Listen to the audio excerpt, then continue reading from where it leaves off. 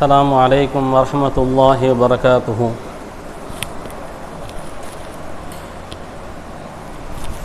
الحمد لله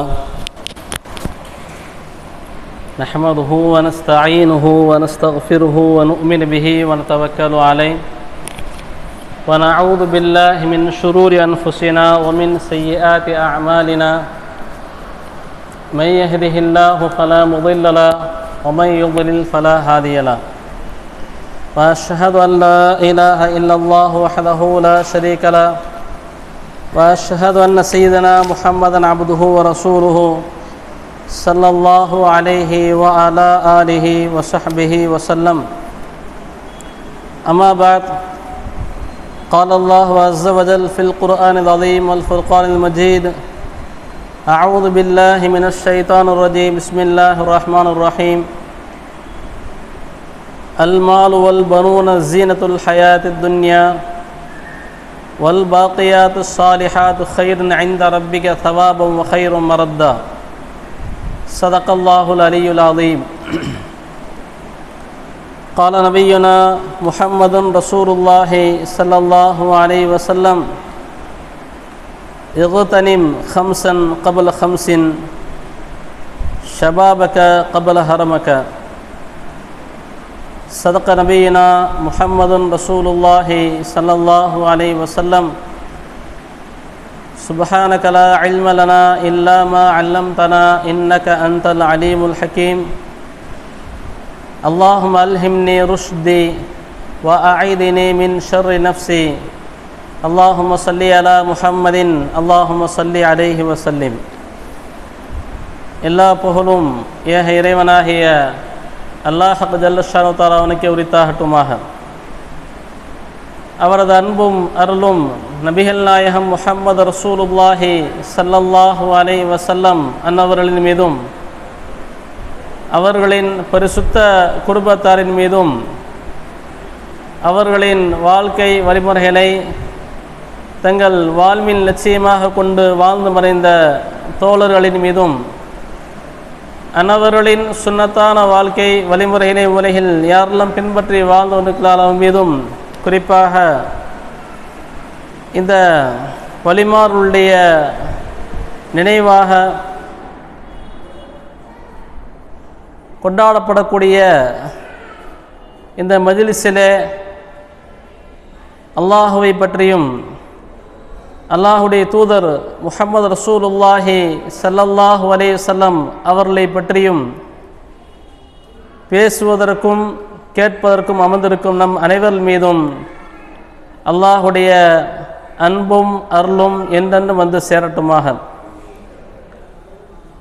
இல்லாமல் அல்லாஹு தஆலா நம் வாழ்க்கையிலே முன்னால் செய்த அனைத்து குற்றம் குறைகளை மன்னித்து மறைத்து நாம் வாழும் காலங்களிலே ஆரோக்கியத்தை வழங்கி ரப்புடைய கட்டளையை பின்பற்றி வாழக்கூடிய நல்ல நசீபையும் பாக்கியத்தையும் அல்லாஹ் நமக்கெல்லாம் வழங்குவானாக.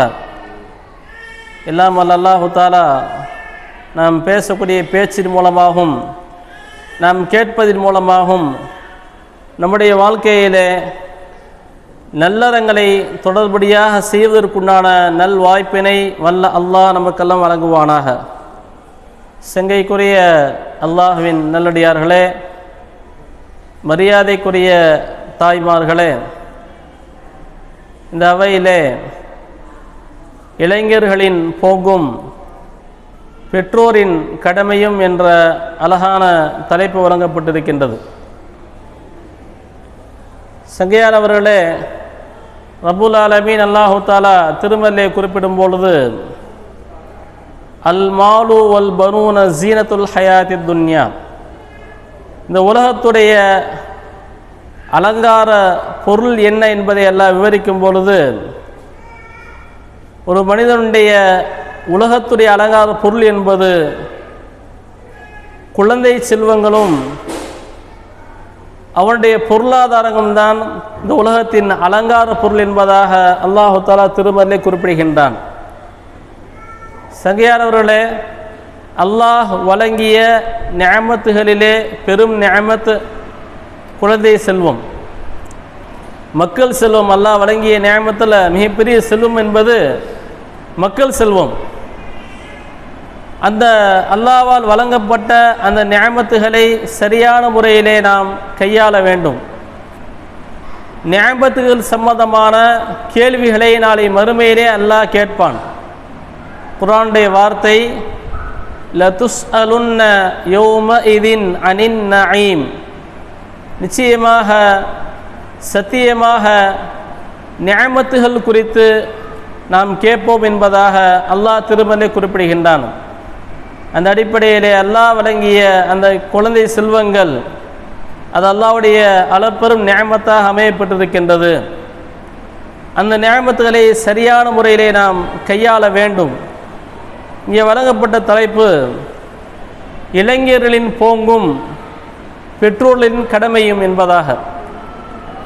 பெற்றோர்கள் பிள்ளைகளை வளர்ப்பதற்கு உண்டான முறைகளை கையாளுவதற்கு முன்னதாக பெற்றோர்கள் தங்களுடைய வாழ்க்கையிலே சீர்திருத்தத்தை மேற்கொள்ள வேண்டும். வயோதிகத்தை அடைந்த நிலையிலே தோளுக்கு மேலே பிள்ளைகள் வளர்ந்த பின்னாடி அது ஆண் பிள்ளையோ பெண் பிள்ளையோ ஒரு கட்டத்தை மீறும் பொழுது நான் பெற்ற பிள்ளைகள் என்னை கேட்கவில்லை என்று, என்னுடைய பேச்சை கேட்கவில்லை என்று சொல்லக்கூடிய எத்தனையோ பெற்றோர்களை நாம் பார்க்கின்றோம். சங்கையானவர்களை, அந்த அடிப்படையில் அவர்களை முறையாக வளர்ப்பதற்கு முன்னதாக பெற்றோர்கள் தங்களுடைய வாழ்க்கையில் சீர்திருத்தத்தை மேற்கொள்ள வேண்டும். பெற்றோர்கள் நல்லவர்களாக இருந்தால், பெற்றோர்கள் சாலிஹானவர்களாக இருந்தால் அவர்களுடைய பிள்ளைகளும் வழித்தோன்றலும் சாலிஹானவர்களாக வருவார்கள். அது குர்ஆனுடைய வார்த்தை. சூரா மரியம் என்று சொல்லக்கூடிய அந்த அத்தியாயம் பேசுகின்றது. அல்லாஹு தஆலா தன்னுடைய வல்லமையை வெளிப்படுத்துவதற்காக வேண்டி ஆணின் துணையின்றி மரியம் அலைஹிஸ்ஸலாம் அவர்களுக்கு குழந்தையை தருகின்றான். அந்த செய்தி அல்லாஹ் குர்ஆனிலே குறிப்பிடுகின்றான். சூரா மரியமிலே ஃபஅதத் பிஹி கௌமஹா தஹ்மிலுஹு, மரியம் அலைஹிஸ்ஸலாம் அவர்கள் குழந்தையை சுமந்தவர்களாக தன்னுடைய சமூகத்தாரிடம் வந்தார்கள். அந்த மக்கள் சொன்னார்கள், காலு யா மரியம் லகத் ஜிஅ்தி ஷைஅன் ஃபரியா, மரியமே என்ன எவ்வளோ பெரிய ஒரு காரியத்தை செஞ்சுட்ட என்பதாக சமூகம் பழித்து பேசியது. அல்லாஹ்வுடைய வல்லமையை வெளிப்படுத்துவதற்காக வேண்டி ஆணின் துணையின்றி மரியம் அலைஹிஸ்ஸலாம் அவருக்கு அல்லாஹ் தஆலா குழந்தையை கொடுத்தான். அந்த குழந்தையை சுமந்து வந்த நேரத்தில் அந்த சமூகம் என்ன சொன்னாங்க, என்ன பெரிய காரியத்தை நீ செஞ்சுட்ட அப்படின்னு சொல்லி தவறான கண்ணோட்டத்தில் பார்த்தாங்க. சொன்னாங்க, யா உஹ்த ஹாரூன், ஹாரூனின் சகோதரியே, மாகான அபூ கிம்ர அசௌஇம் வமாகானத் உம்முக்கி பகியா, உன்னுடைய தந்தையோ தாயோ அவர்கள் தவறான நடத்தை உள்ளவர்கள் இல்லை. மரியம் அலைஹிஸ்ஸலாமுடைய தாயார் ஹன்னா, மரியம் அலைஹிஸ்ஸலாமுடைய தந்தை இம்ரான். குர்ஆனில் ஒரு வார்த்தை வருது, சூரா ஆல இம்ரான்.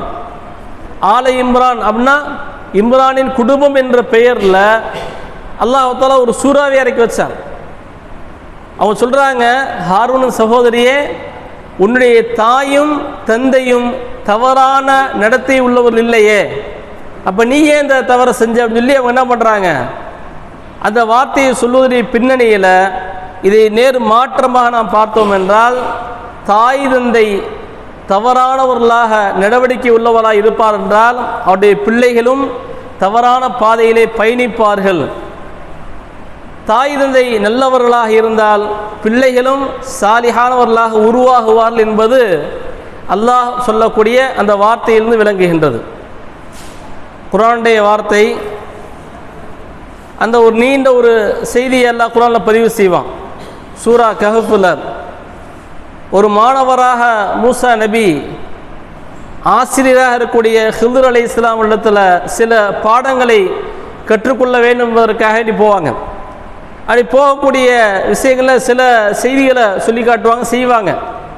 அதில் ஒரே ஒரு செய்தி, ஒரு ஊருக்கு போய் மூசா அலைஹிஸ்ஸலாம் அவர்களும் ஹில்ர் அலைஹிஸ்ஸலாம் ஒரு ஊருக்கு போவாங்க. அந்த ஊர்வாசிகள் வந்து இவங்களுக்கு முறையான சரியான முறையில் சங்கை செஞ்சிருக்க மாட்டாங்க. ஏன்னா அன்றைக்கி வந்து ஹோட்டல்லாம் இருக்காது. ஒரு ஊருக்கு போனால் அவங்களுக்கு விருந்து தர்றது தான் என்னது வளமையான அரபுகள்கிட்ட. அந்த மாதிரி மூசா அலைஹிஸ்ஸலாம், ஹிதர் அலைஹிஸ்ஸலாம் ஒரு ஊருக்கு பயணமாகுவாங்க.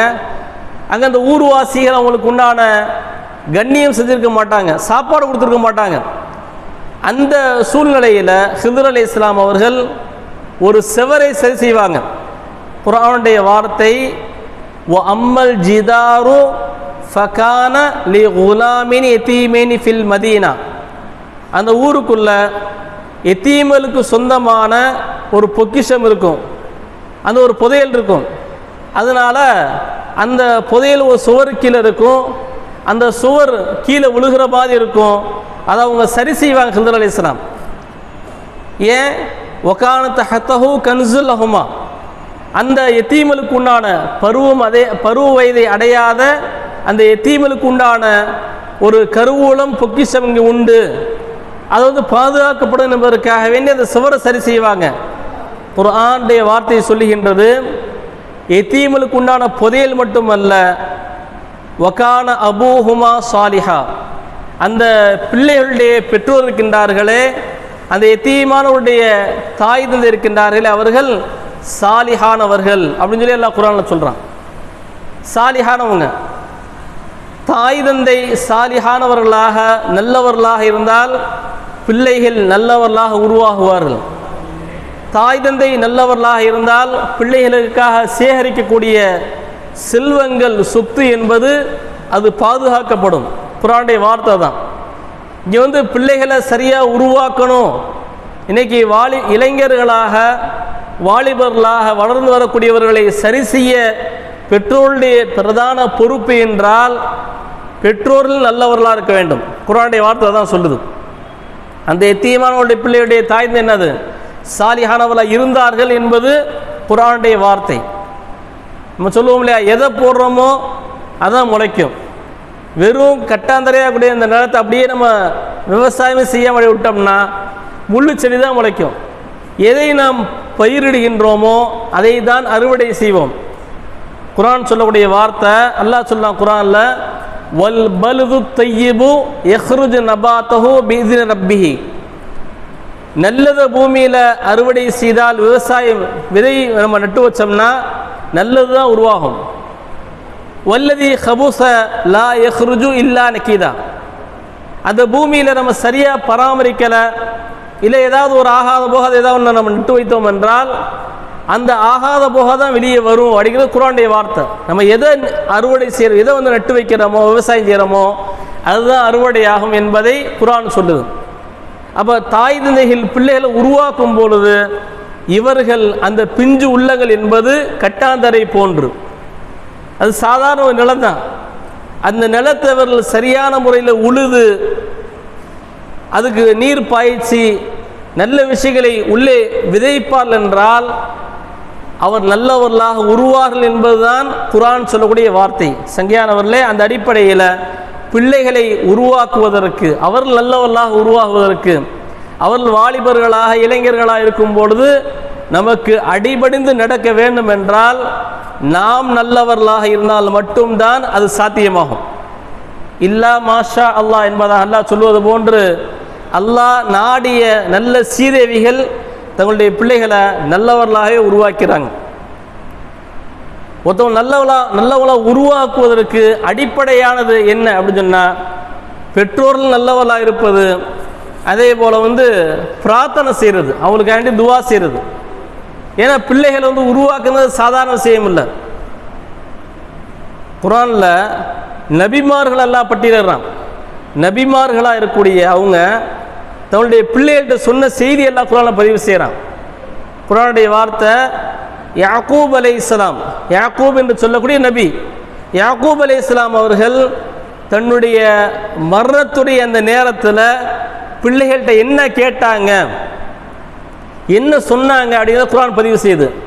அம் குந்தும் ஷுஹதா இது ஹதர யாக்கூப் அல் மௌத், யாக்கூப் அலைஹிஸ்ஸலாம் அவர்களுக்கு மௌத்துடைய நேரம் நெருங்கிய இந்த நேரத்தில் யாக்கூப் அலைஹிஸ்ஸலாம் சொன்னாங்க, கேட்டாங்க, இது காலலி பனீஹி, தன்னுடைய பிள்ளைகிட்ட கேட்டாங்க, மா தஅபுதுன மின் பஅதி, எனக்கு பின்னாடி நான் இருக்கிற வரைக்கும் உங்களை வந்து நல்வழிப்படுத்தினேன், எனக்கு பின்னாடி நீங்கள் யாரை வணங்குவீங்க அப்படின்னு சொல்லி கேட்டாங்க.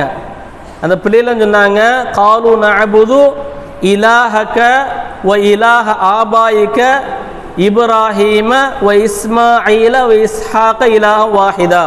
அந்த பிள்ளையை சொன்னாங்க, தந்தையே, உங்களுடைய இறைவனாகிய அல்லாஹ்வையும் உங்களுடைய மூதாதியருடைய இறைவனாகிய, யார் மூதாதியர்? இப்ராஹிம் அலைஹிஸ்ஸலாம், இஸ்மாயில் அலைஹிஸ்ஸலாம், இஸ்ஹாக் அலைஹிஸ்ஸலாம், இவளுடைய இறைவனாகிய அல்லாஹுவை, அந்த ஒரே இறைவனாகிய இலாஹ் வாஹிதா, ஒரே இறைவனாகிய அந்த அல்லாஹுவை நாங்கள் வணங்குவோம். வ நஹ்னு லஹு முஸ்லிமூன், நாங்கள் முஸ்லீமாக தான் இருப்போம், அவனுக்கு கட்டுப்பட்ட, அல்லாஹ் கட்டுப்பட்ட முஸ்லீம்களாக நாங்கள் இருப்போம்னு சொன்னாங்க. ஒரு நபி, பாரம்பரியமாக தொடர்ச்சியாக வந்த நபி இறக்கும் தருவாயில் பிள்ளைகள்கிட்ட கேட்கக்கூடிய அந்த செய்தியை நம்ம குர்ஆன் பதிவு செய்து, நபியாக தொடர வாரிசா நபியாக வந்தவங்க தன்னுடைய பிள்ளைகள்கிட்ட என்ன போதிக்கணும், எப்படி அவங்கள ஒழுக்கப்படுத்தணும், எப்படி அவங்கள வந்து ஒழுக்கமானவர்களை உருவாக்கணும் அப்படிங்கிற அந்த செய்தி இங்கே சொல்லித்தராங்க. நபியாக இருந்தும் கூட, நபிமார்கள் வாரிசாக வந்தாலும் கூட, அடுக்கடுத்து தனக்கு பின்னாடி நபியாக உருவாக்கக்கூடியவர்களாக பிள்ளைகள் இருந்தாலும் கூட என்ன பண்ணுறாங்க, யாரை வணங்குவீங்கன்னு சொல்லி அந்த ஏகத்துவத்தை சொல்லி கொடுத்தால் அந்த செய்தியை குர்ஆன் நமக்கு சொல்லி காட்டுது. குர்ஆனுடைய வார்த்தை, தியாகத்தின் முன்னோடியாக நாம் சொல்லக்கூடிய இப்ராஹிம் அலைஹிஸ்ஸலாம், அவங்க அந்த காபாவை அதை புதுப்பிக்கும் போது, அந்த பணியில் ஈடுபடும் பொழுது செய்த சில பிரார்த்தனைகளை வரிசையாக நான் அத்தனையுமே சொல்ல குர்ஆனுடைய வார்த்தைகள். இப்ராஹிம் நபி எவ்வளோ தியாகம் செஞ்சாங்க, அல்லாஹ்வுக்கு நண்பராக இருந்தாங்க இல்லையா? அந்த நபி செய்த பிரார்த்தனை எல்லாம் குர்ஆன் பதிவு செய்து, ரப்பி ஜஅல்னி முகீமஸ் ஸலாத்தி, யா அல்லாஹ் என்னை தொழுகையாளியாக்குவாயாக, ஒமின் துர்ரியதி, என்னுடைய வழித்தோன்றல்களை தொழுகையாளிகளாக ஆக்குவாயாக, வ தகப்பல் துஆ, என்னுடைய பிரார்த்தனை ஏற்றுக்கொள்வாயாக. அல்லாஹ்வுடைய நண்பர் என்று பெயர் எடுத்த இப்ராஹிம் அலைஹிஸ்ஸலாம் அவர்கள் நபியாக இருந்தும் கூட தன்னுடைய பிள்ளைகளுக்காக துஆ செஞ்சாங்க.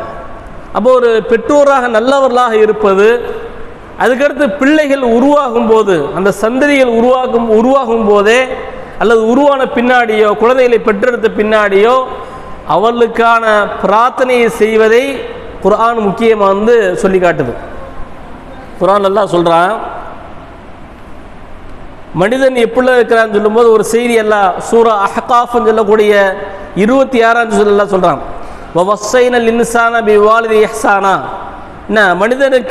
மனிதன் தன் பெற்றோருக்கு நன்மை செய்யும்படி உபதேசம் செய்தோம்.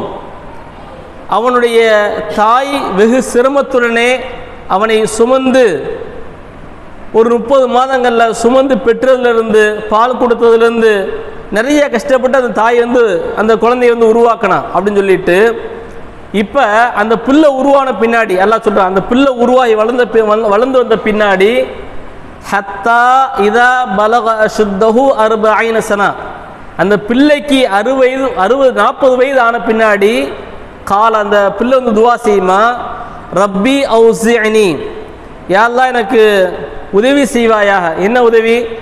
அன் அஷ்குர் நிஅமதக அல்லதி அன்அம்த அலைய, என்னுடைய தாய் தந்தையின் மீது உபகாரம் செய்தது போன்று, வன் அமல சாலிஹன் தர்வாஹு, நீ பொருந்தி கொள்ளப்பட்ட நல்லதங்கள் செய்வதற்கும் எனக்கு உதவி செய்யுன்னு சொல்லி கேட்டுட்டு நிஅமத்துக்கு நன்றி சொல்லி அந்த மனுஷன் நன்றி சொல்லிட்டு அடுத்தவர் என்ன சொல்றாரு, எனக்கு உதவி செய், வ அஸ்லிஹ் லீ ஃபீ துர்ரியதி, என்னுடைய பிள்ளைகளும் சாலிஹானவர்களாக உருவாக வேண்டும், என்னுடைய பிள்ளைகளும் நல்லவர்களாக உருவாக வேண்டும் என்பதாக ஒரு பிள்ளை பிறந்து 40 வயசு அடையும் போது தன்னுடைய தாய் தந்தைக்கும் தன்னுடைய பிள்ளைகளுக்காக வேண்டி அவர் துவா செய்வார் என்று சொல்லக்கூடிய இந்த பிரார்த்தனை அல்லாஹ் குர்ஆனில் பதிவு செய்கிறான்.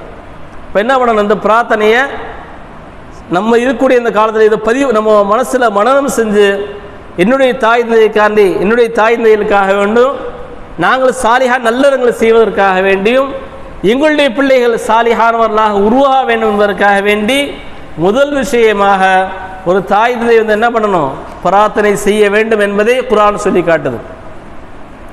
நபிமார்களிலிருந்து நபிமார்கள் தங்களுடைய பிள்ளைகளுக்கு செஞ்ச உபதேசம், மரணத்துடைய நேரத்தில் செஞ்ச உபதேசம், நபிமார்கள் தன்னுடைய பிள்ளைகளுக்காக வேண்டி கேட்ட துஆ. அடுத்து குர்ஆனில் தனி ஒரு மனிதராக லுக்மான் சொல்லக்கூடிய ஒரு மனிதர், தனி நபர், அவர் நபியெல்லாம் இல்லை, அவர் ஒரு பேர் அறிஞராக இருந்தாலும் அவர் சொல்லக்கூடிய அந்த லுக்மான் அலைஹிஸ்ஸலாம் அவர்கள் தன்னுடைய பிள்ளைகளுக்காக செய்த அந்த உபதேசங்களை, சின்ன பிள்ளையாருக்கு அவங்க என்ன பண்ண, சின்ன பிள்ளைகளுக்கு தொழுகணும்ப்பா, நீ பூமியில் பணிவான முறையில் நடக்கணும்ப்பா, சத்தத்தை உயர்த்தாத, பூமியில் பணிவோடு நட, பெருமை அடிக்காத என்று சொன்ன அந்த வார்த்தைகளிலும் அல்லாஹ் தஆலா குர்ஆனிலே பதிவு செய்கிறான். சங்கையானவர்களே, இதெல்லாம் என்னன்னு சொன்னால், ஒரு தாய் தந்தை சாலிஹானவர்களாக இருப்பது, நல்லவர்களாக இருப்பது, அடுத்து தன்னுடைய பிள்ளைகளுக்காக வேண்டி கையேந்தி துஆ செய்கிறது, நல்லவங்களா உருவாகணும்னு சொல்லி. இன்னைக்கு மிகப்பெரிய மார்க்கத்துடைய சட்ட மேதைகளாக இருந்த இமாம் ஷாஃபி ரஹ்மத்துல்லாஹ், குர்ஆனுக்கு அடுத்தபடியாக நம்ம கையேந்தி ரொம்ப பாதுகாக்கக்கூடிய ஆதாரபூர்வமான கிதாபாக இருக்கக்கூடிய புகாரி ரஹ்மத்துல்லாஹ் எழுதிய அந்த இமாம் புகாரி ரஹ்மத்துல்லாஹ் எழுதிய அந்த கிதாப் நூல், இதனுடைய பின்னணிகள் இமாம் ஷாஃபி ரஹ்மத்துல்லாஹோ அல்ல இமாம் புகாரி ரஹ்மத்துல்லாஹோ இவருடைய தாயார்கள் செய்த அந்த மகத்தான துஆ தான் இவர்கள் இந்த சமூகத்துக்கு மிகப்பெரிய மார்க்க பணியை செய்தால் அந்த வரலாற்று இந்த நிகழ்வுகள் எல்லாம் பார்க்கின்றோம். அந்த அடிப்படையில் சங்கையானவர்களே, நாம் நல்லவர்களாக இருப்பது, நம்முடைய பிள்ளைகளுக்காக வேண்டி நாம் துஆ செய்கிறது. அந்த அடிப்படையில் குர்ஆன் சொல்லக்கூடிய வார்த்தை, அத்திபு அவுலாதுக்கும் ஸலாத ஹிசாலின், உங்களுடைய பிள்ளைகளுக்கு 3 குணங்களை கற்றுக் கொடுங்க, 3 பண்புகளை சொல்லிக் கொடுங்க. என்ன 3 குணம்? ஃபஸ்ட்டு ஹுப்பு நபியுக்கும், நபியின் நேசத்தை, அன்பை போதியுங்கள். நபியை நேசிக்கணும் அப்படிங்கிறத எப்படி தாய் தந்தையை அந்த பிள்ளை வளர்ந்து வரும்போது அம்மா தான் சொல்லும்போது அந்த பிள்ளைக்கு என்னென்ன சொல்லணும்? நபியுடைய நேசத்தை நீங்கள் போதிக்க வேண்டும். வஹுப்பு அஹ்லி பைத்திஹி, நபியின் குடும்பத்தாருக்கு உண்டான அந்த நேசத்தை நீங்கள் சொல்லித்தர வேண்டும். வக்ராஅத்தில் குர்ஆன், பிரதானமானது முக்கியமானது குர்ஆன் ஓத கற்றுக் கொடுங்கள், குர்ஆன் ஓத கற்றுக் கொடுங்க. ஃபைன்ன ஹமலத்துல் குர்ஆன், குர்ஆனை அவர்கள் மனம் செய்வது கற்றுக்கொள்வது என்ன பாக்கியம் கிடைக்கும்? ஃபீ தில்லில்லாஹ், அல்லாஹுடைய நிழல் கிடைக்கும். எந்த நாளில்? யௌமலா தில்ல இல்லா தில்லுஹு, எந்த நாளிலே நிழல் இருக்காதோ அந்த நாளிலே அல்லாஹ்வுடைய நிழல் கிடைக்கும் மட்டுமல்ல, அல்லாஹ்வுடைய நிழலிலே இடம் கிடைக்கும் மட்டுமல்ல, மஅ அம்பியாஹி, நபிமார்களுடைய இருக்கக்கூடிய மிகப்பெரிய பாக்கியம் கிடைக்கும் என்பதாக ரசூலுல்லாஹி ஸல்லல்லாஹு அலைஹி வஸல்லம் சொல்லி கொடுத்தாங்க. அந்த அடிப்படையில் பிள்ளைக்கு நபியின் நேசத்தை கற்றுத்தருது, நபியின் குடும்பத்தின் மீது உண்டான நேசத்தை கற்றுத்தருது, குர்ஆனை சொல்லித்தர வேண்டும் என்பதாக ஆரம்பமாக ரசூலுல்லாஹி ஸல்லல்லாஹு அலைஹி வஸல்லம் சொல்லி தராங்க. இந்த அடிப்படையில் இங்கேருந்து பிள்ளைகள் உருவாக்கப்பட வேண்டும். சங்கையானவர்களே, பிள்ளைகள் அல்லாஹ்வால் வழங்கப்பட்ட மிகப்பெரிய நிஅமத், அல்லாஹ் வழங்கப்பட்ட நிஅமத்து குறித்து அல்லாஹ் கேள்வி கேட்பான். குர்ஆனுடைய வார்த்தை, லதுஸ்அலுன்ன யௌம இதின் அனின் நயீம், அல்லாஹ் வழங்கிய எல்லா நிஅமத்து குறித்தும் அல்லாஹ் கேள்வி கேட்பான் என்பது அல்லாஹ்வுடைய வார்த்தை. அந்த அடிப்படையில் வளர்ந்து வரக்கூடிய இளவல்களாக, இளைஞர்களாக, வாலிபர்களாக வரக்கூடியவர்கள், அவளுடைய இன்னைக்கு மோகம் என்பது பிடிவாத குணம். வளர்ந்து வரும்போது பிடிவாத குணம், எது நினைச்சமோ அதை உடனே செஞ்சிடணும், சொல் பேச்சு கேட்காம இருக்கிறது. அடுத்து இன்னைக்கு டிவியை தாண்டி செல்போனுடைய அந்த மோகம், இதை விட்டு தவிர்க்கவே முடியலை பிள்ளைக்கு. சின்ன பிள்ளையா குழந்தைக்கு உணவு ஊட்டக்கூடிய நிலையில் இருக்கக்கூடிய அந்த பிள்ளை உட்பட செல்போனை கையில் கொடுத்தா தான் சாப்பிடுது அப்படிங்கிற நிலைக்கு நம்ம உருவாக்கிட்டோம். அந்த பிள்ளைகளை அப்படி பழக்கிட்டோம் நம்ம. இப்படியான பிடிவாத குணங்கள், சொல் பேச்சு கேளாத அந்த தன்மைகளில் வளர்ந்து வரக்கூடிய அந்த சமூகத்தை பார்க்கின்றோம். சகியானவர்களே, ரசூலுல்லாஹி ஸல்லல்லாஹு அலைஹி வஸல்லம் அவர்கள் உருவாக்கிய அந்த அவருடைய சபையிலே இருந்து உருவாக்கப்பட்ட அந்த குழந்தை அல்லது அந்த குழந்தையை ஒப்படைத்த அந்த பெற்றோர்களை நாம் நினைத்து பார்க்க வேண்டும். நாம் அதிகமாக பிரபலியமாக தெரிந்த ஒரு செய்தி, 10 வயசு பிள்ளைக்கு விவரங்களை அறிஞ்சு, 10 வயசு இல்லை, அது பேச ஆரம்பித்ததுமே அதுக்கு ஏதாவது ஒரு சினிமா பாட்டையோ ஏதாவது சொல்லி அது பேசுறது அல்லது டான்ஸ் ஆடுறது, அது அந்த மாதிரி நடித்து காட்டுறத ரசிக்கக்கூடிய பெற்றோர்கள் இன்றும் இருக்கின்றார்கள். கசப்பான விஷயமா இருந்தாலும் அதுதான் உண்மை. இப்போ அவங்க எப்படி உருவாகுவாங்க? 10 வயசு பிள்ளையா இருக்கக்கூடிய அனஸ் ரலியல்லாஹு அவனுடைய தாயார் என்ன பண்ணுறாங்க, ரசூலுல்லாஹ் ஒப்படைக்கிறாங்க. 10 வயசு புள்ள தான். 10 வருஷமாக நான் ரசூலுல்லாஹ்ட்ட இருந்தேன். வளர்ந்து வந்தாங்க. மிகப்பெரிய ரசூலுல்லாஹ்வுடைய அந்த துவாவை பெற்று நீண்ட ஆயுளோடு வாழ்ந்து நிறைய பேர பிள்ளைகளை சந்ததியிலே பார்த்த அனஸ் ரலியல்லாஹு. 10 வயசு என்ன பண்ணாங்க, தாய் வந்து என்ன பண்ணாங்க, தாய் வந்து ரசூலுல்லாஹ்வுடைய சபையில் விட்டாங்க, இவர் நல்லபடியாக உருவாகணும்னு சொல்லி.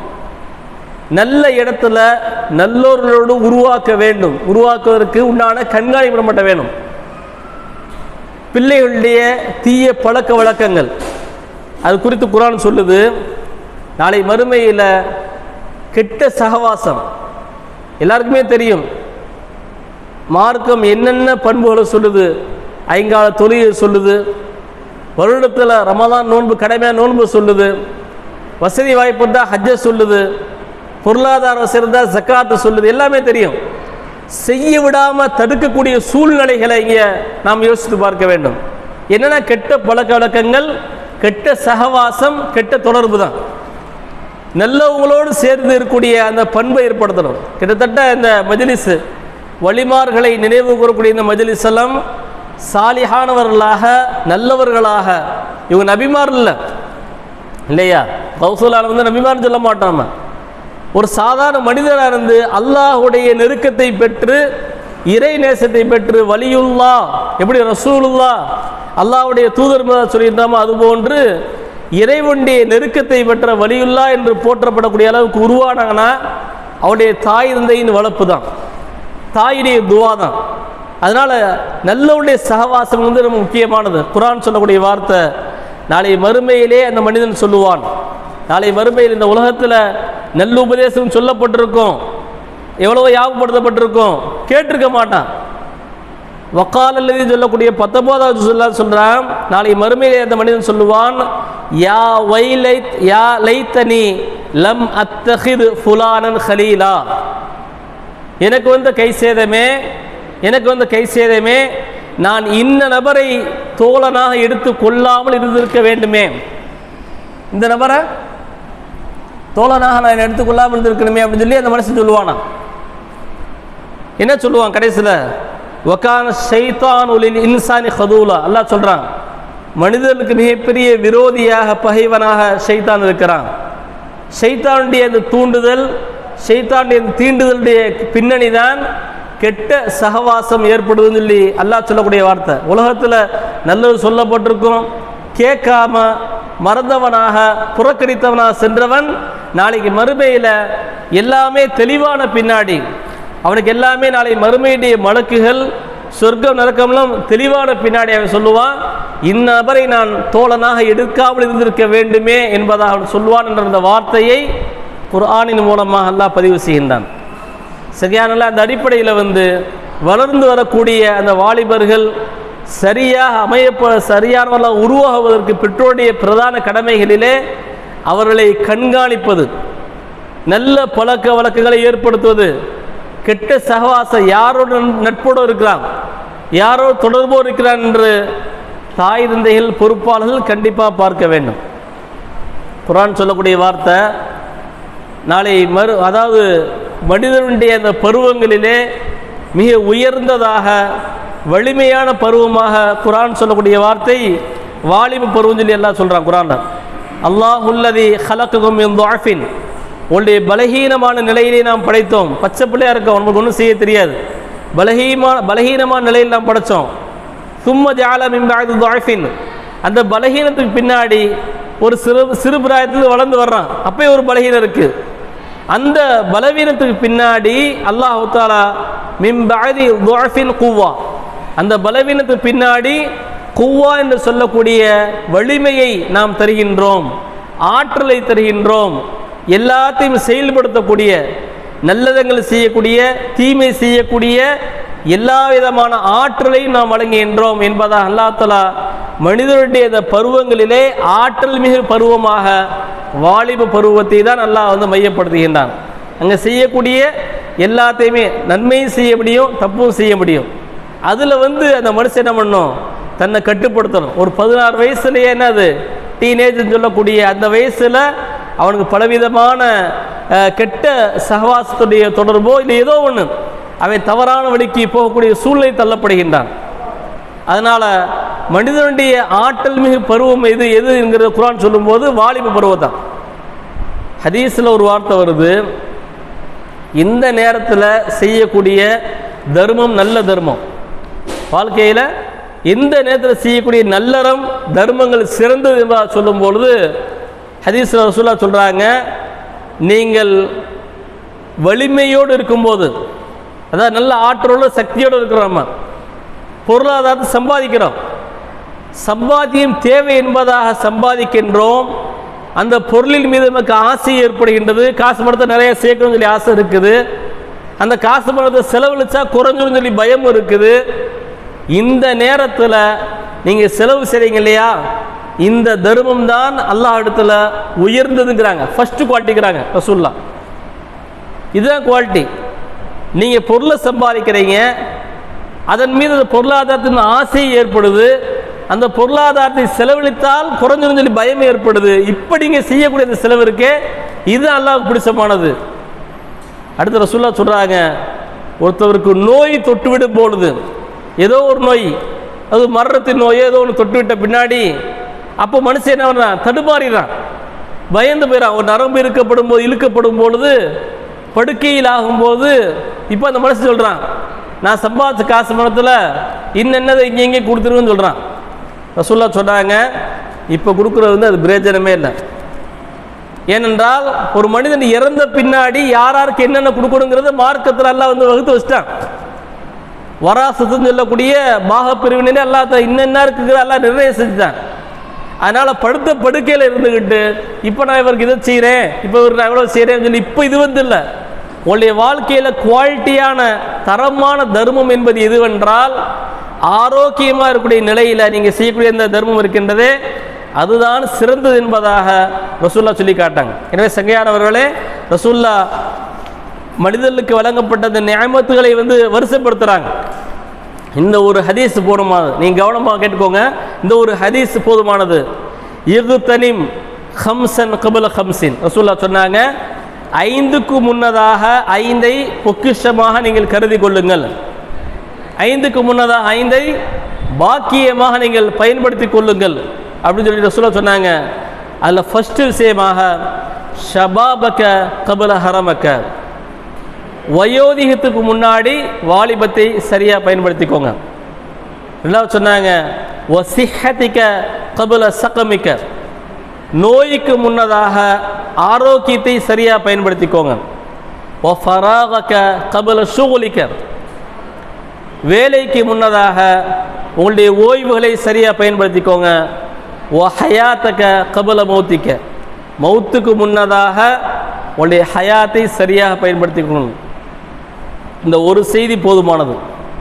இதில் ஆரம்பமான ஒரு செய்தி, ஷபாபக கபல ஹரமக்க, உங்களுடைய வயோதியத்துக்கு முன்னதாக வாலிபத்தை சரியாக பயன்படுத்திக் கொள் என்பதாக அல்லாஹுடைய தூதர் முஹம்மது ரசூலுல்லாஹி ஸல்லல்லாஹு அலைஹி வஸல்லம் சொன்ன அந்த செய்தியை நாம் பார்க்க வேண்டும். சங்கையானவர்களே, வாழக்கூடிய காலத்தில் நல்ல லட்சியத்தோடு நல்லவர்களாக உருவாக வேண்டும். ரசூலுல்லாஹுடைய சபையில் ரசூலுல்லாஹ் உபதேசம் பண்ணிகிட்டு இருக்காங்க. அப்போ எல்லோரும் பெரியவங்க சிறியவங்க எல்லாமே இருக்கிறாங்க.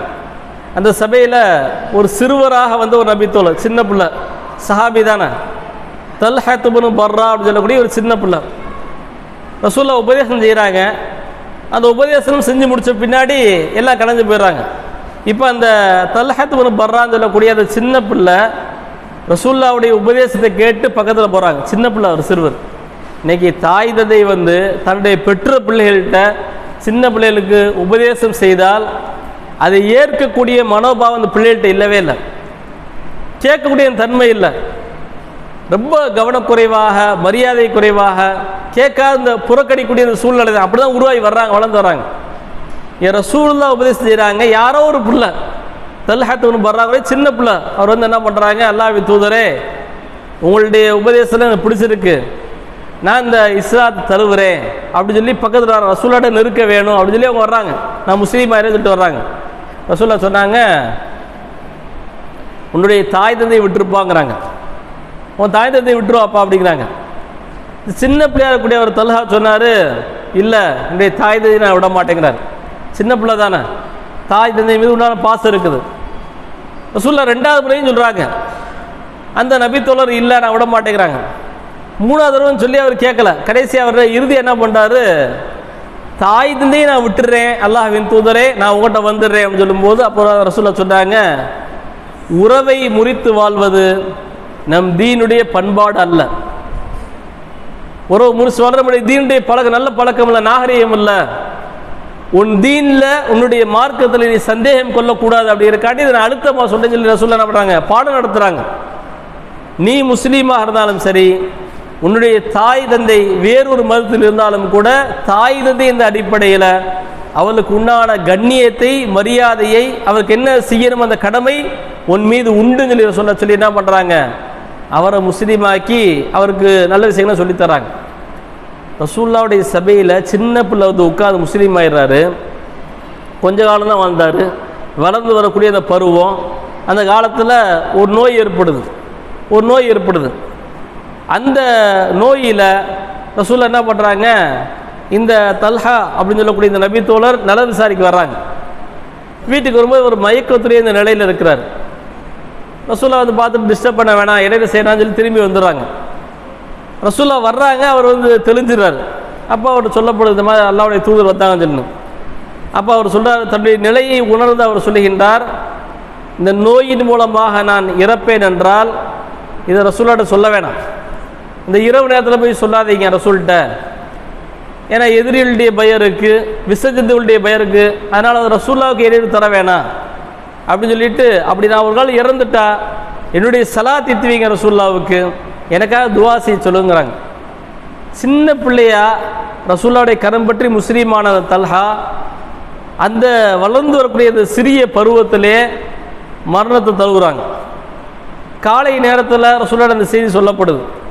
ரசூலுல்லாஹ் அந்த செய்தியை அறிந்து அவருடைய மண்ணறையில், இந்த தல்ஹா ரலியல்லாஹு இந்த மண்ணறையில் வந்து ரசூலுல்லாஹ் வந்து இருகரம் ஏந்தி ரசூலுல்லாஹ் துவா செஞ்சாங்க. மிகப்பெரிய பாக்கியம். அல்லாஹும்ம அல்கி தல்ஹா வந்த தல்ஹக்கு இலைஹி, யா அல்லாஹ் இவரை நீ சிரித்த நிலையிலே மகிழ்ச்சியான நிலையிலே நீ சந்திப்பாயாக. அல்லாஹ் ஒரு தூதருடைய பிரார்த்தனையை பாருங்க, எவ்வளோ பெரிய பாக்கியம். யா அல்லாஹ் நீ சந்தோஷமான நிலையில் இவரை நீ சந்திப்பாயாக.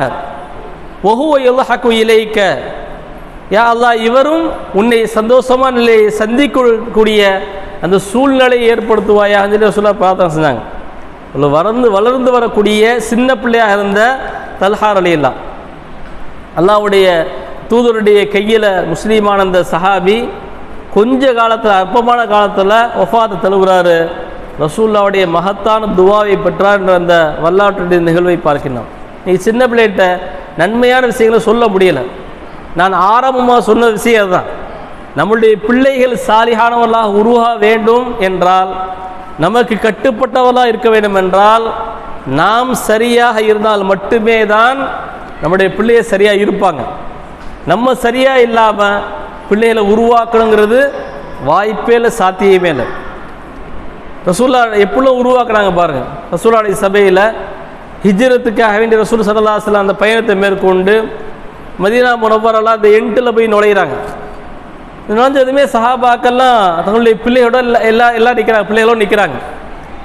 அப்படி அந்த சின்ன பிள்ளைலாம் நிப்பாட்டி ரசூலுல்லாஹ்வோட துவா வாங்கணும்னு சொல்லி அப்படி இருக்கும் பொழுது அதில் ஸெய்த் இப்னு சாபித் சொல்லக்கூடிய 11 வயது நிரம்பிய ஒரு பிள்ளையை நிற்கிறார். அவரையும் முன்னாடி நிப்பாட்டிருக்காங்க. அவங்களே சொல்கிறாங்க, என்னையும் நிப்பாட்டினாங்க. ரசூலுல்லாஹ் வந்தாங்க. வந்துட்டு அந்த பிள்ளைகிட்ட கேட்டாங்க, இவ்வளோ தூரம் அவளோட என்னை வரவேற்கான்னு நீங்கள் நிற்கிறீங்க, என்ன பிடிக்குமான்னு சொல்லி கேட்டாங்க ரசூலுல்லாஹ்.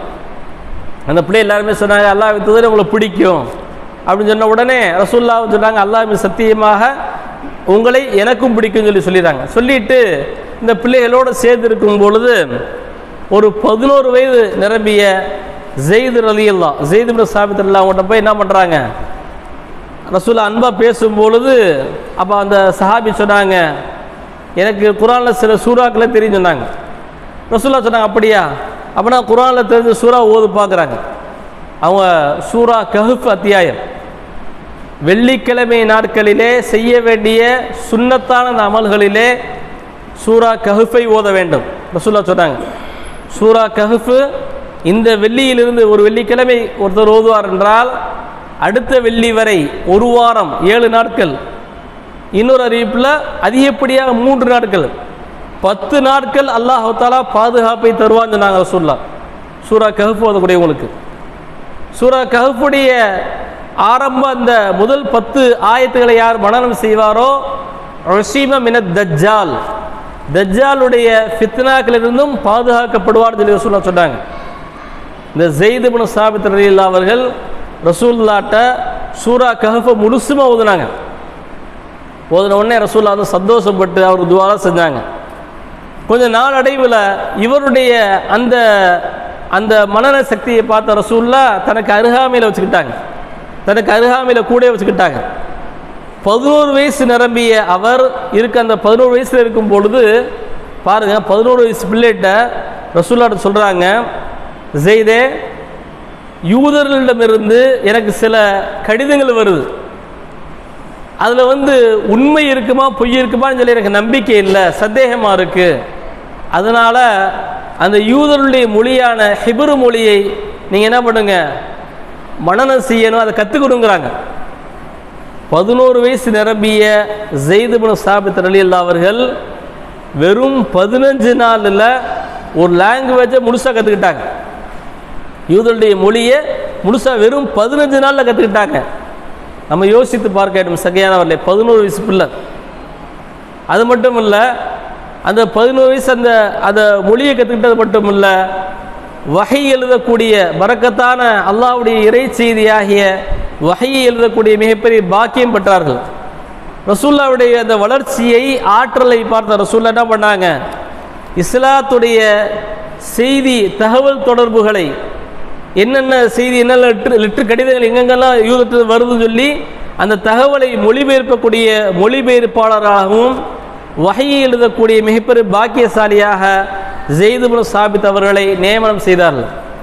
சங்கையான 11 வயசு பிள்ளை ஒரு மொழியை கற்றுக்கிட்டார், வஹையை எழுதுகிறார், கடிதங்களை வந்து ரசூலுல்லாஹ் படித்து சொல்லக்கூடிய ஆற்றல் உள்ளவராக உருவாக்குனாங்க ரசூலுல்லாஹ். அவருடைய அந்த திறமையை இருந்து இன்னும் அவருடைய அந்த வரலாற்று தொடர்ச்சியில் சொல்லும் பொழுது, ஒரு யுத்தம் ஹிஜ்ரி 5ஆம் ஆண்டு நடைபெற்ற ஹந்தக் என்று சொல்லக்கூடிய அகல் வெட்டக்கூடிய ஒரு யுத்தம் நடந்துச்சு. அந்த யுத்தத்துக்கு அந்தந்த கோத்திரத்துடைய தலைவர்களை வந்து ரசூலுல்லாஹ் முன்னிலைப்படுத்துவாங்க, நீங்கள் வந்து அமீரா இருந்துக்கோங்க, நீங்கள் வழிநடத்துக்குன்னு சொல்லுவாங்க, இஸ்லாமிய கொடியை கொடுப்பாங்க. அப்படி அந்த ஹந்தக் யுத்தத்துக்கு பனு நஜ்ஜாரை சேர்ந்த ஒருத்தவர் என்ன பண்ணுறாங்க, ரசூலுல்லாஹ் உமாரா அப்படின்னு சொல்லக்கூடிய ஒருத்தவர் வந்து தலைமைக்கு நீங்கள் அமீரா இருக்குன்னு சொல்கிறாங்க, இஸ்லாத்துடைய கொடியை கொடுத்துறாங்க.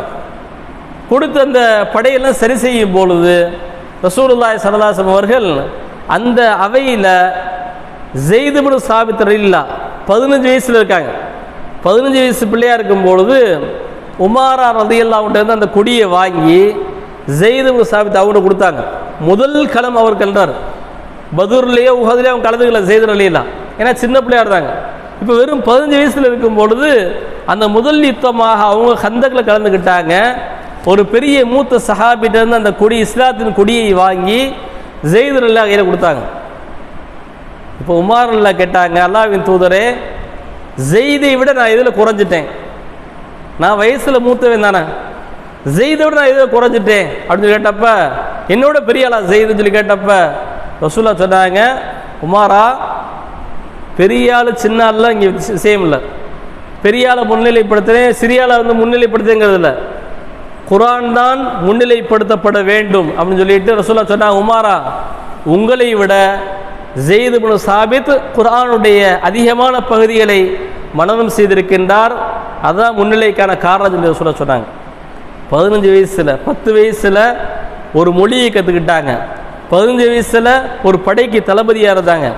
வரலாற்றின் தொடர்ச்சியில் ஹஸரத் அபூபக்கருடைய ஆட்சி காலத்தில் யமாமா அப்படின்னு சொல்லக்கூடிய ஒரு யுத்தம் நடந்தது. அந்த யுத்தத்திலே நிறைய குர்ஆனை மனனம் செய்தவர்கள் கொல்லப்பட்ட அந்த நேரத்தில், ஷஹீதெல்லாம் ஆக்கப்பட்ட நேரத்தில் குர்ஆனை ஒன்று சேர்க்கக்கூடிய, குர்ஆன் இப்படியே உள்ளத்தில் மனனம் செஞ்சுருக்காங்க, இப்படியே காலப்போக்கில் எல்லோரும் இறந்துட்டா குர்ஆன் ஒன்றுமே இல்லாமல் போயிடும், அடுத்த தலைமுறைக்கு இல்லாமல் போயிடும்.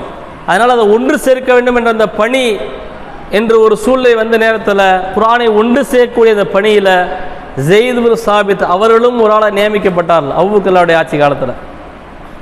அடுத்து உமர் ரலியல்லாஹுடைய ஹலீஃபாவாக இருக்க அந்த காலகட்டத்தில் வரலாற்றில் வருது 3 முறை மதீனாவுடைய ஹலீஃபாவாக இடைக்கால அந்த ஹலீஃபாவாக ஸெய்த் இப்னு சாபித் ரலியல்லாஹு நியமிக்கப்பட்டாங்களாம். 2 முறை உமர் ரலியல்லாஹுடைய ஹஜ் பயணத்தின் போது மதீனாவுடைய ஹலீஃபாவாக ஸெய்த் ரலியல்லாஹு நியமிக்கப்பட்டார்கள். 3ஆவதாக ஹஜ்ரத் உமர் ரலியல்லாஹு அவர்கள் அரசியல் பயணமாக ஷாம் நோக்கி போகிற நேரத்தில் அப்பயும் வந்து கொஞ்ச நாள் வந்து என்ன பண்ணாங்களாம், பணி செஞ்சாங்களாம், ஹலீஃபாவாக இருந்தாங்களாம். ஸெய்த் இப்னு சாபித் அவர்கள் உஸ்மான் ரலியல்லாஹு அபூபக்கர் காலத்தில் குர்ஆனை ஒன்று சேர்த்தாங்க, அந்த பணியில் இருந்தாங்க. உமர்லா காலத்தில் வந்து ஹலீஃபாவாக இருந்தாங்க இடைக்காலத்தில். அதே போன்று உஸ்மான் ரலியல்லாஹுடைய காலத்திலும் உஸ்மான் ரலியல்லாஹு அவர்கள் ஹஜ்ஜுக்குடைய பயணம் மேற்கொள்ளும் பொழுதும் அப்பொழுதும் இடைக்கால அந்த ஆட்சியாளராக ஸெய்த் ரலியல்லாஹு அவர்கள் நியமிக்கப்பட்டால் என்று சொல்லக்கூடிய இந்த வரலாற்று செய்தியை பார்க்கின்றோம்.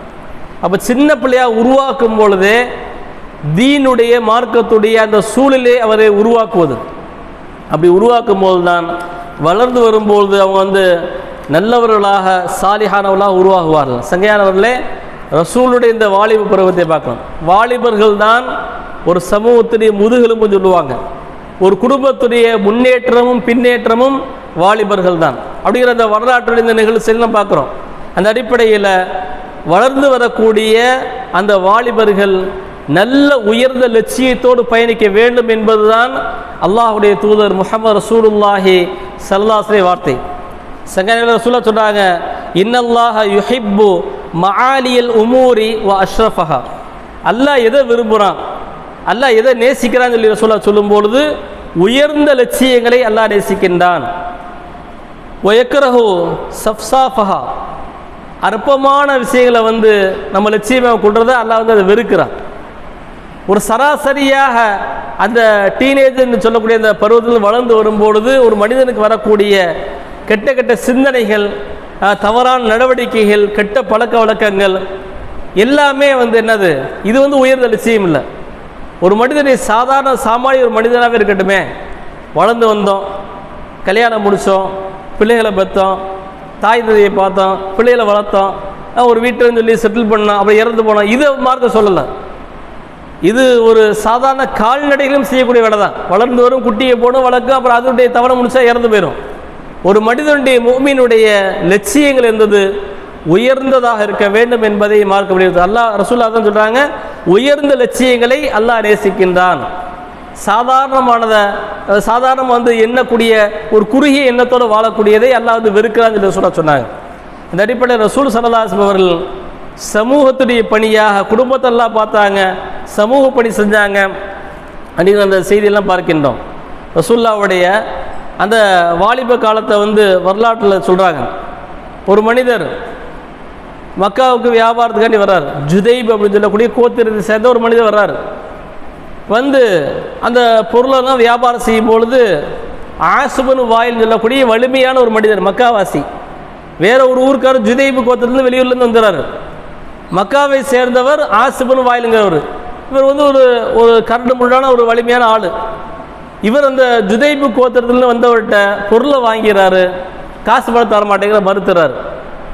இப்போ அந்த ஜுதைப் கோத்திரத்தை சார்ந்த அந்த மனிதர் வியாபாரம் செய்தார் இல்லையா, அவர் வந்து ஊர்வாசிட்ட மக்காவாசிகிட்ட போய் இந்த மாதிரி ஆசு என்ன பண்ணிட்டாரு, என்கிட்ட வந்து மோசடி செஞ்சுட்டாரு, பொருளை வாங்கினாரு, அதுக்குண்டான பொருளாதாரத்தை காசு பணம் தர மாட்டேன்னு சொல்லி முறையிட்ட நேரத்தில் எல்லாருமே என்ன பண்ணுறாங்க, அவருக்கான வந்து உதவி செய்ய வரல, எல்லாருமே அவராக சொல்லிட்டு பின்வாங்கிறாங்க. இறுதியாக ஜபலே அபி குபைஸ் சொல்லக்கூடிய அந்த மக்காவுடைய மலை கூட்டின் மீது நின்று அவர் சொல்கிறாரு, என்னுடைய பொருள் இப்படி வந்து அபகரிக்கப்பட்டுருச்சு, இந்த ஊரில் வலிமையான நீதமான யாருமே இல்லையா, நீதமானவங்க யாருமே இல்லையா, நீங்கள் எனக்கு வந்து உதவி செய்யுங்க, என்னுடைய பொருளாதாரத்தை வாங்கிக்கணும்னு சொல்லி கேட்ட நேரத்தில் தான் ரசூலுல்லாஹ் அங்கே கடந்து போகிறாங்க.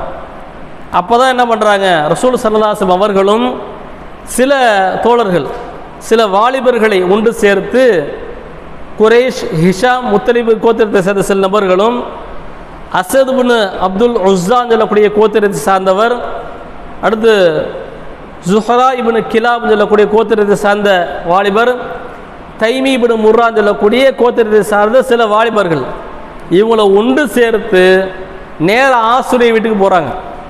ஆசுரிய வீட்டுக்கு போகிறாங்க. போய் ரசூலுல்லாஹ் என்ன பண்ணுறாங்க, அந்த உரிமையை கேட்டார் இல்லையா, பொருளை இழந்தார் இல்லையா, அவருக்கான பொருளாதாரத்தை கேட்ட உடனே அதனால் பயந்துட்டார். ஆசு பயந்து என்ன பண்ணுறாரு, இவருக்கு உண்டான பொருளாதாரம் அதை முழுசாக கொடுத்துறாரு. ரசூலுல்லாஹ் இந்த நேரத்தில் அதை அப்படியே விட்டுடாமல் அந்த சில வாலிபர்களை சேர்த்தாங்க இல்லையா, இந்த நபர்களை அப்துல்லாஹ் இப்னு ஜத்ஆன் என்று சொல்லக்கூடிய நபித்தோழருடைய வீட்டில் இவங்களும் ஒன்று கூறாங்க. இது நல்ல விஷயமாச்சே.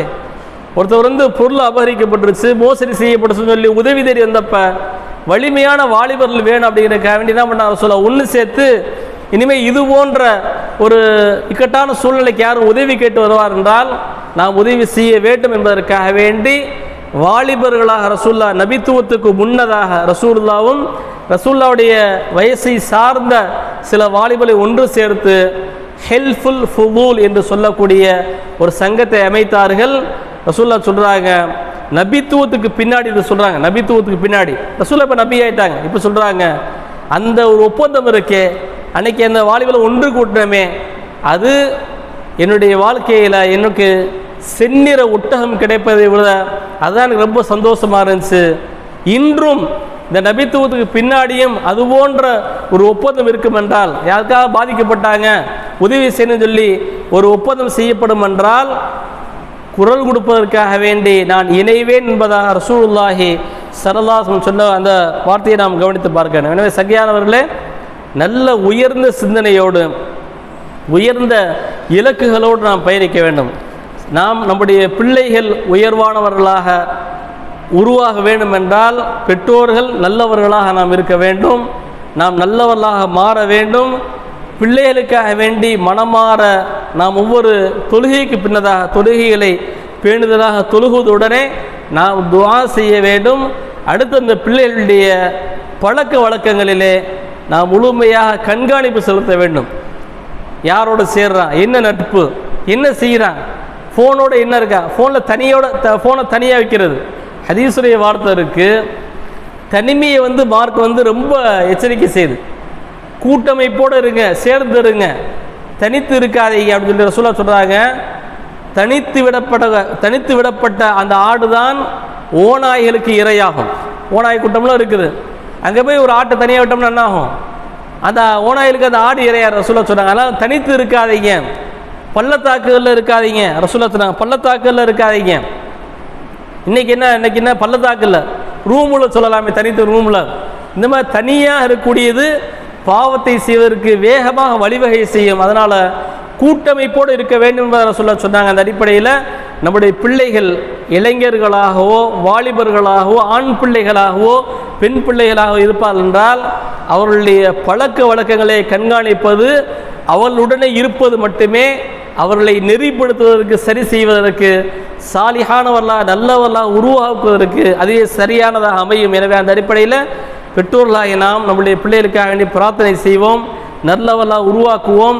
நாளை மறுமையிலே ரசூலுல்லாஹ் சொன்ன அந்த வார்த்தை தான், இறந்த பின்னாடி நிலையான அந்த நல்லறங்கள் எதுனா நாம் பெரிய ப்ராப்பர்ட்டியாக சொத்தை விட்டு போகிறது, பள்ளிவாசல் கட்டுறது, பள்ளிவாசலுக்கு ஏதாவது ஃபேனை வாங்கி தர்றது, ஏதாவது ஒன்று பிரயோஜனமாக கொடுத்துறது. நாம் இறந்த பின்னாடியும் அது தொடராக பயன்படுத்தப்படும் என்றால் நாம் இறந்த பின்னாடியும் அந்த துவா அந்த நன்மை வந்துக்கிட்டே தான் இருக்கும். பயனுள்ள கல்வியை கொடுத்துட்டு போகிறது, குரானை இதை கற்றுத்தர்றது, ஒருத்தருக்கு கற்றுத்தர்றது. அந்த ஒருத்தர் ஓதும் காலமெல்லாம் இறந்த எனக்கு அந்த நன்மை வரும். அந்த ஒருத்தர் 10 பேர் கத்துறாரு, 11 பேருடைய நன்மை எனக்கு வரும். இந்த மாதிரி உருவாக்குறது. லட்சம் பேர் கோடி பேர் ஓதினாலும் அடிப்படையாக அந்த ஆரம்பத்தை கற்றுக் கொடுத்தவர் இல்லையா, அந்த நன்மையிலிருந்து லட்சம் பேருடைய நன்மையும் இறந்ததுக்கு வந்துடும். இது பயனுள்ள கல்வி விட்டு போகிறது. 3வது ரசூலுல்லாஹ் சொன்னாங்க, முதல் சொன்னது 2 கூட சாத்தியம் இருக்குது இல்லையோ, 3வது சொன்னாங்க வலதுன் சாலிஹுன் யதுஉ லஹு, நீங்கள் விட்டு செல்லக்கூடிய உங்களுக்காக நினைத்து தாய் தந்தை நினைத்து பிரார்த்தனை செய்யக்கூடிய சாலிஹான பிள்ளைகளை விட்டு செல்வது, இவர்கள் செய்யக்கூடிய துஆ நீங்கள் இறந்த பின்னாடியும் அது உங்கள் நன்மை வரும்னு சொன்னாங்க ரசூலுல்லாஹ். எத்தனையோ பிள்ளைகள் இறந்துட்டா நினச்சே பார்க்குறது, இருக்கிற வரைக்கும் தான், சில மணி நேரங்கள் தான் ஹயாத்தாக்குறதுக்கு நம்ம வாழ்ந்துக்கிறோம். இறந்துட்டா நம்முடைய மண்ணறைக்கு போகிற வரைக்கும் சில மணி நேரங்கள் தான் நம்மளுடைய இந்த பூமியில் நம்மளுடைய இருப்பிடம். நம்ம அந்த ஜனாசா அந்த உடல் இருக்கிற வரைக்கும் நம்முடைய பிள்ளையை நினச்சி வைப்பாங்க, உறவு நினச்சி வைப்பாங்க. அடக்கிட்டா முடிஞ்சு போச்சு, அவ்வளோதான். ரொம்ப சீக்கிரமாக மறந்துடுவாங்க. அப்போ மார்க்கம் சொல்லக்கூடியது என்னது? இறந்த பின்னாடியும் சாலிஹான பிள்ளைகள் நம்ம துவா தான் பிள்ளையை தான் செய்யணும். பிள்ளையை செய்யக்கூடிய துவா தான் சென்றடைஞ்சாங்கன்னா, அப்போ பெற்றோர் பிள்ளைகள் மீது உண்டான பொறுப்பை நாம் உணர்ந்து அவளை நல்லவர்களாக உருவாக்குவதில் நாம் முழுமையான அக்கறையும் கவனம் செலுத்த வேண்டும். வல்ல அல்லாஹ் நாம் இறந்த பின்னாடியும் நமக்காக சாலிஹான பிள்ளைகளாக நம்மை நினைத்து பிரார்த்தனை செய்யக்கூடிய சாலிஹான பிள்ளைகளாக அல்லாஹ் தஆலா உருவாக்கி தருவானாக. ரப்புடைய மேலான திருப்பொருத்தத்தை நோக்கமாக கொண்ட நம்முடைய வாழ்க்கையிலே நல்லறகள் அதிகமாக செய்யக்கூடிய நல் வாய்ப்பினையும் அந்த நல்லறகளை தொடர்படியாக நிலையாக செய்யக்கூடிய நல் வாய்ப்பினையும் வல்ல அல்லாஹ் நம் அனைவருக்கு வழங்குவானாக. வ ஆகிர் தாவானா அல்ஹம்துலில்லாஹி ரப்பில் ஆலமீன். அஸ்ஸலாமு அலைக்கும் வரஹ்மத்துல்லாஹி வபரகாத்துஹு.